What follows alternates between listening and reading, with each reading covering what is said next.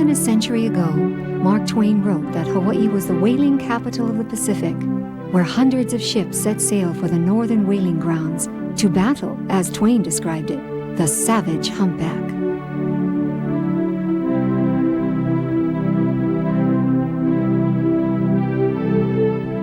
We've learned a lot since then, and while survival of the humpback is still threatened, Hawaii has changed from a whaling capital to a center for whale preservation.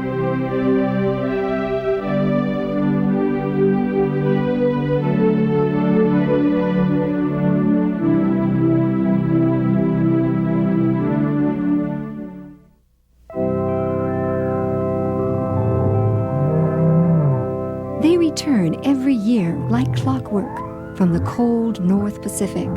Hundreds of humpback whales come to the warm waters of Hawaii and soon are followed by researchers who will study the humpbacks firsthand.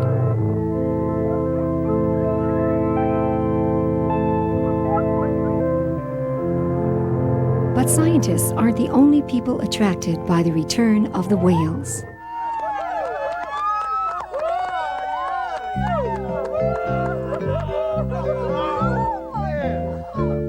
From December to May, whale watching is the #1 tourist attraction in Hawaii. Seeing a humpback for the first time is awe-inspiring. But when the novelty passes, something deeper lingers. It's a curious web of the mysterious and the unknown that entices tourists and scientists, government officials, environmentalists, and business owners. Though whales are now protected, their well-being continues to be threatened.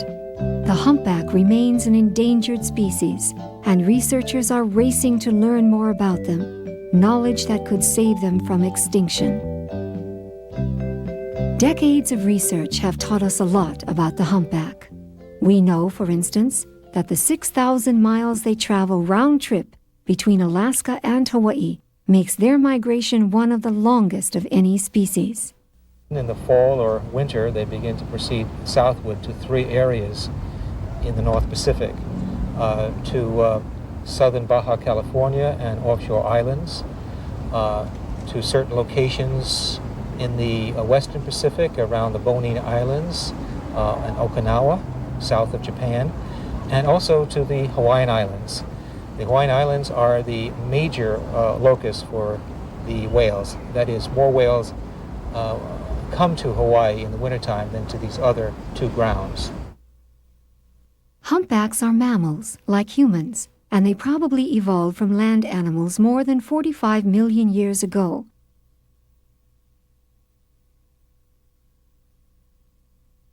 The humpback is a baleen whale. Baleen are the fibrous plates in their mouth that take the place of teeth. The baleen whales, in addition, are separated from the toothed whales by having a pair of blowholes on top of the head, which basically are the nostrils, which have migrated to a more favorable position for breathing. And then further back, way back, you find the dorsal fin. That tailstock tapers down to the flukes, which in the humpback are about 15 feet in width, and these flukes are the major propulsion force. The humpback is further distinguished by having 2 very large pectoral fins, also about 15 feet in length, the longest pectoral fins of any of the whales. The humpback is a huge animal, averaging 45 feet long and weighing about a ton for every foot. That's as long as 2 buses and equal to the weight of 8 elephants. It takes a lot of food for a humpback to bulk up, as much as 4,000 pounds of food every day. But they only eat during the summers in Alaska, where the food they like is plentiful. They build up a thick layer of fat called blubber to get them through winters in Hawaii. Females who come to Hawaiian waters to give birth devote most of their time to caring for their newborn calves. The females come here ready to give birth. When they give birth to their newborn calf, the baby's about 15 feet long at birth. But the baby doesn't have as thick a blubber layer as the mothers and fathers do. The babies need warmer water. That's one of the reasons they've come to these subtropical waters so far away from where they're feeding. The mothers birth the young one and then assist the little one up to the surface to get its first breath. The babies spend a good 4 or 5 months here, getting fat and sassy, nursing off their mother's very fat-rich milk, nearly 50% fat in that milk. Reproduction is just one of the mysteries surrounding the humpback that scientists are working to unlock. As a graduate student here at the University of Hawaii, I watched whales in the field here in Hawaii and Alaska for many years, eight years or more.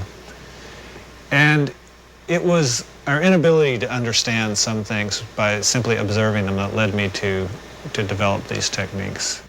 At the Kewalo Basin Marine Laboratory, Dr. Scott Baker uses DNA fingerprinting to study whales and their behaviors. DNA is the molecule that carries genetic information. In humans, it's things like blood type or the color of your hair and eyes. Everybody's DNA is unique and is formed by the combination of DNA from each parent. Using a chemical process, Scott extracts DNA from small samples of whale skin. The DNA information is shown in a series of bands. The bands are arranged in columns, one for each whale. What he is trying to find out is, do two calves from the same mother also have the same father? We have three individuals. The one in the center is the mother. To her left and to her right are calves born in those different years. And we can see that quite a lot of these bands are shared by the individuals. That is, this band is shared by the mother and its offspring. That's because they inherited that band from her. Here we have a band in this one offspring, this one calf, that's absent in the mother. It's also absent in the other calf. Here we have a little bit clearer case of a band there and a band there and a band there. Three bands that are present in this calf, absent in the mother, absent in the other calf. In fact, there's a total of 13 bands that we can attribute to the fathers of these individuals, this calf 1 and calf 3 in this case. With a considerable amount of confidence, we can say that it's very unlikely that these two individual calves had the same father. In fact, the pattern of mating seems to be polygynous. It's very unlikely that it's monogamous. Researchers on Dr. Dan Salden's crew also study social behavior of humpback whales. They want to know if specific whales spend time with each other year after year. It's called social affiliation, and it could be likened to the way we seek the company of our closest friends. Our principal responsibility out here is to get an identification photograph. We tried to describe the behavior of who's doing what with whom, and in that case I record that on the mic that you see here. And then I photograph those interactions with 35mm slides, and we also do surface and sometimes underwater video. After years of that kind of research, Dan and his crew have focused on some specific whale behaviors. Some of the other things, though, that we have looked at gained a great deal of insight into what some of the activities are, the active groups of what's going on and the kinds of behaviors that are likely to occur. These big active groups that we see competing and are very spectacular are characteristic, we think, of some element or aspect of the courtship process. And so in these groups, what we have is a male trying to be the escort to a cow, and other males are fighting that male for that position, and that can go on all day long. And it can be a pretty spectacular session, leading to lunges at each other, swipes at each other. I've seen them come completely out of the water, landing on top of one another.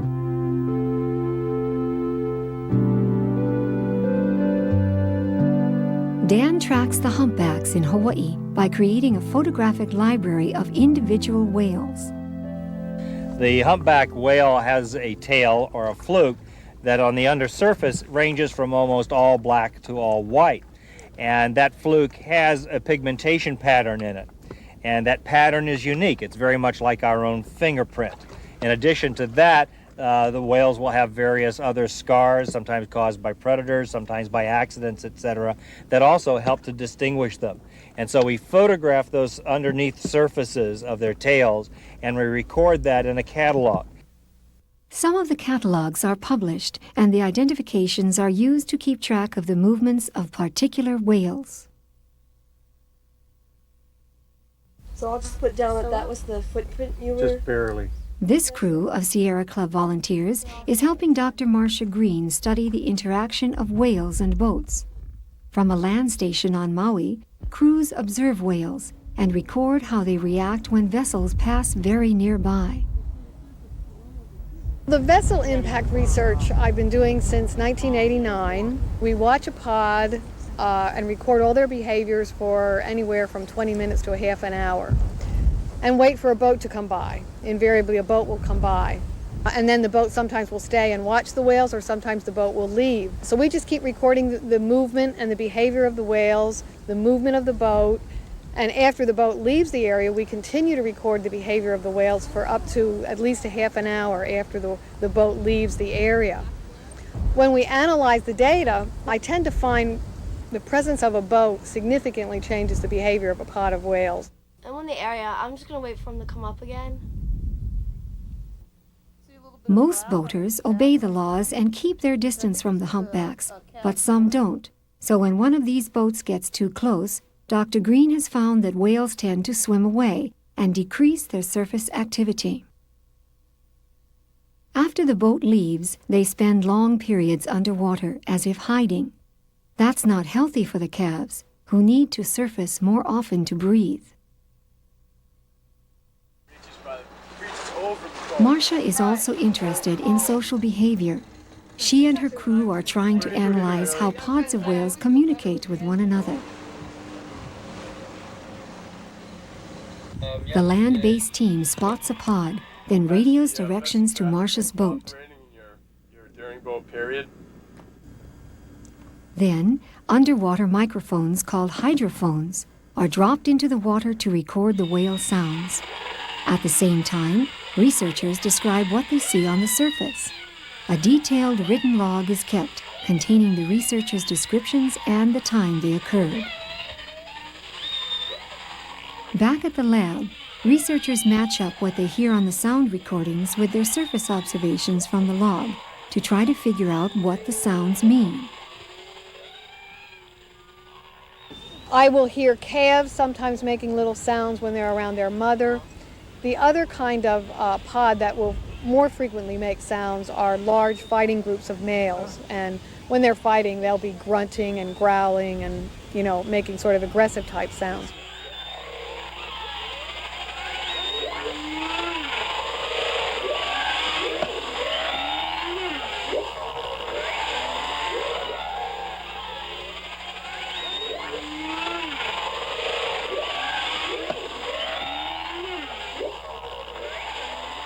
In contrast to the social sounds of whale pods, there is what's called whale song, made by an individual whale.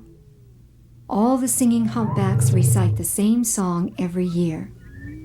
As the songs evolve, the singers change in exactly the same way.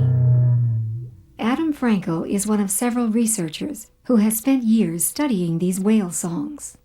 Given that song occurs primarily on the wintering grounds, and as far as we know, primarily, if not exclusively, by males, then we're pretty sure it's some sort of reproductive function. My best guess is that the song serves as some sort of a sexual advertisement, advertising the location and perhaps some qualities about the animal. And it's possible that females are listening to singers as they swim through an area, and it may be that if they hear something they like, then they may choose that animal as their mate. One function of song seems to be that it maintains some kind of spacing between displaying males. And that may be to enhance the advertisement function of song. And there's a lot of other things that have been proposed as song functions. It may also help to synchronize ovulation in females. It may even help to orient animals to find the breeding grounds. It may do a number of other things we're not aware of.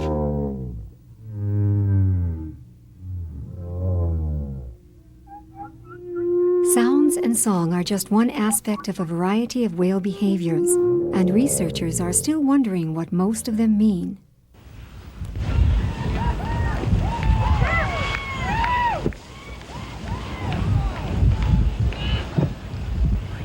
the most spectacular behavior that you'll see among these whales is what we call the breach. A breach is where the whale basically leaps out of the water. They may function in part to as a display to other whales of power and strength, perhaps when several males are competing with each other. And they may serve also as a form of medium-range communication. Another spectacular display that the whales have is tail slapping. And they will take this big 15-foot fluke and they will raise it up and slam it on the water and repeat this maybe many times, 10, 15, 20 times on occasion. And again, this could be a form of auditory communication where other whales can hear the sound at some distance.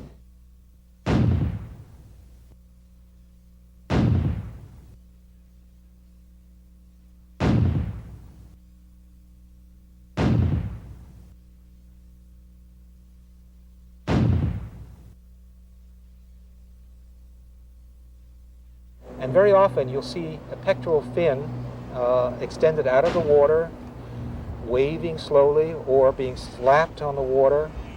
We think this occurs in at least two situations. One is when whales seem to be competing with each other, and it may be part of a threat display or possibly an avoidance display where the animal is trying to avoid contact with another whale or to ask that whale to stay away.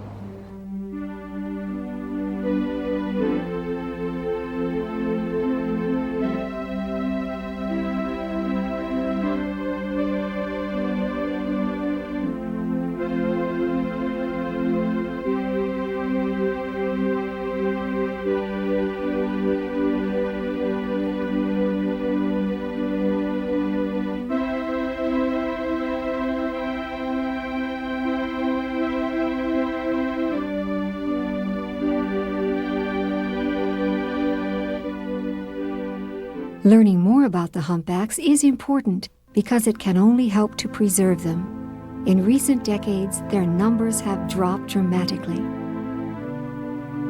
At the turn of the century, there may have been 15,000 humpback whales in the North Pacific. Now, there are less than 3,000, despite an international moratorium on commercial whaling imposed in 1986. Human infringement on habitat and other threats like drift nets, pirate whaling, and pollution are some of the factors that have made the humpback the fourth most endangered whale.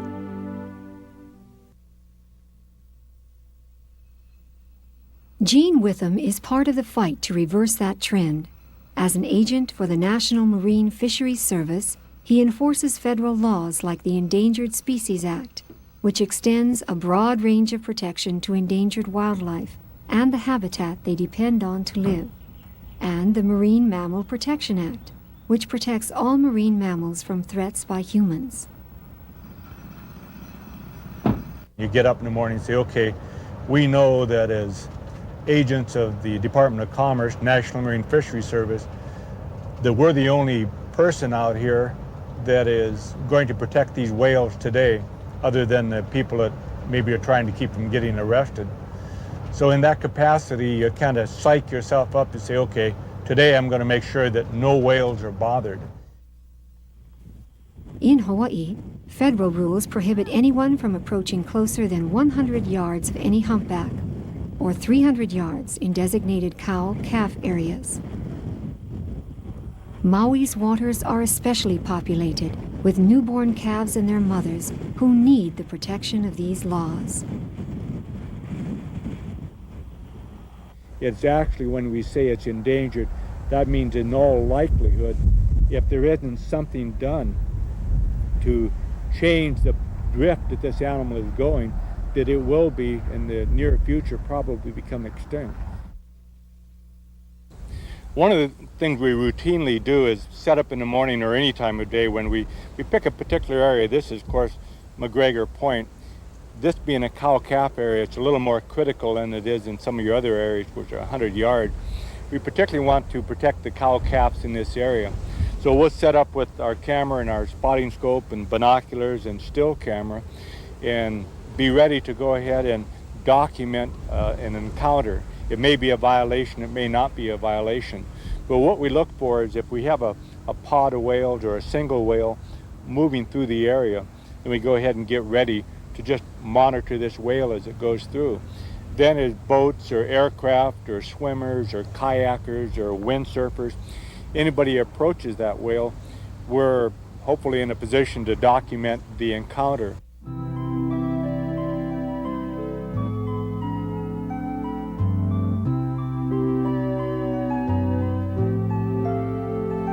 Another approach to whale protection is education. There used to be well over 200,000 humpback whales. So one of the reasons why we stay 100 yards away from the whales is for the whales' own protection. Okay, we don't really want to interfere with their natural habitat, their natural behaviors.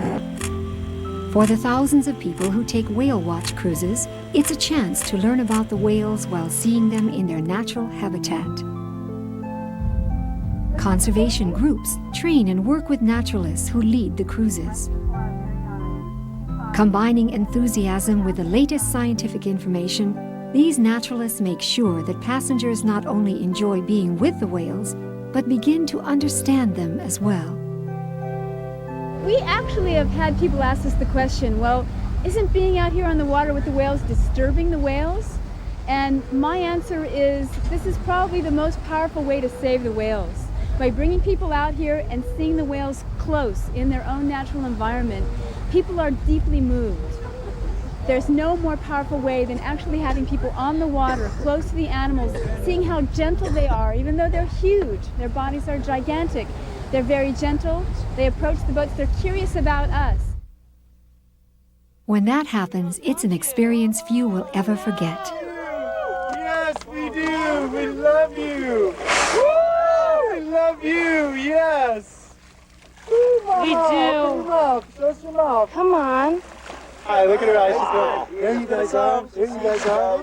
Oh, look at her. She's looking right at us. Beautiful. Look at her eye. Oh, my God. She's so beautiful. You guys oh, we love you. Yes, we do. Oh, yes. Oh, yes, yes. The friendly curiosity of an enormous humpback seems to personalize their plight, their fight to survive.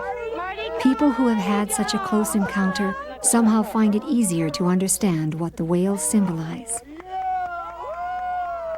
Look at her eye move. There's a tremendous excitement of caring or something. Someone will say, aren't they beautiful? Well, you have 40 tons of black blubber, basically, and they are beautiful, but a lot of it has to do with how they make us feel, how we respond to them emotionally, as well as the excitement of having 40, 50 tons of animal 5 feet away from you. Earthtrust and other environmental groups join forces with charter boat operators in cooperative efforts to protect the whales. That serves everyone's best interests, because the whales are a significant factor in Maui's tourist-based economy. Whale watching has become a thriving business. Well, the figures that we have show that there's about 150,000 that take a whale watch tour in Hawaii. About 90% of that is in Maui itself. If you look at figuring about 135,000 people at about $35 a shot, you're in the region of about $5 million direct economic impact.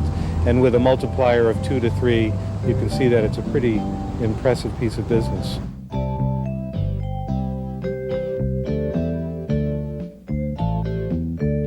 We find that we're very busy during the whale season, and whale watching is a major part of our business. What I noticed, though, is that the people who would come out on a whale watch are people who probably would never otherwise go out on a boat. But they're people who have a special interest in the whales, and the fact that we can afford them an opportunity to have a look at a rare and endangered species of animal gives them the courage to step onto a boat.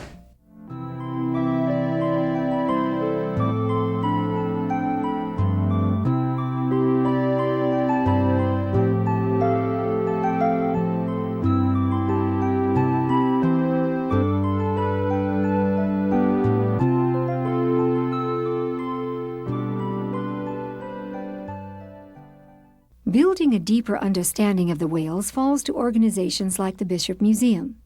Its recent exhibit, called Giants of the Deep, featured life-size animated models of whales, along with details about how they live, what they do, and the threats posed to their survival. Museum officials called the exhibit one of their most successful ever. It was a mixture of enjoyment and education, a combination that clearly worked for the younger visitors.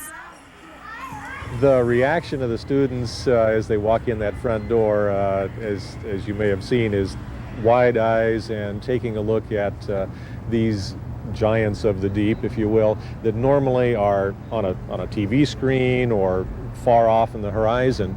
We're getting a chance to get right up next to them. And so there's a lot of fun and early excitement. And then about the time that they make it around to the sperm whale and you walk the whole length of that huge, pulsing, almost living, almost breathing, it appears, animal, not just a plastic and metal robot, but this being, this animal like us, it begins to really hit home, I think, and the students are getting an excellent experience. The Bishop Museum also works directly with schools, developing curricula to help students understand their world and the animals they share it with. They use creative teaching techniques that encourage hands-on activities like drawing. Understanding the whales, just like understanding the world, can be difficult, but ultimately there are great rewards. It takes hard work, but it also offers the thrill of discovery, firsthand and in person. Students, scientists, and the others we've met are involved in trying to learn and understand. That's a process that never ends. The progress made today will benefit generations to come who will inherit the world we leave for them. Those people who are involved in studying and protecting Hawaii's humpback whales recognize the difficult choices we must make if we want to preserve our world and the special creatures that call it home. There is in a sense, a debt that we owe whales, particularly, having driven their numbers to such, having exploited them and driven them to such small numbers, which we did for over 100 years. And then to not understand them, not to understand the possible impacts of that kind of exploitation, I think dooms us to potentially repeating that mistake. And Stands by 1 minute. Very careful to avoid. And I don't think the government has the right to say this will live and this will die. I think we have to say all these animals have that right, as we do, to a life of certain quality of life and the opportunity to live on this earth. I've never met a whale I didn't like.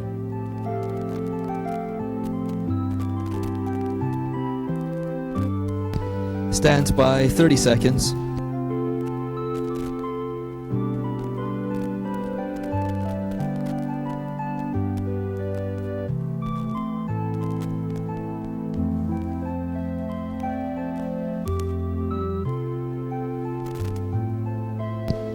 Stands by to get out in 10, 9, 8, 7, 6, 5, 4, 3, 2, 1, out.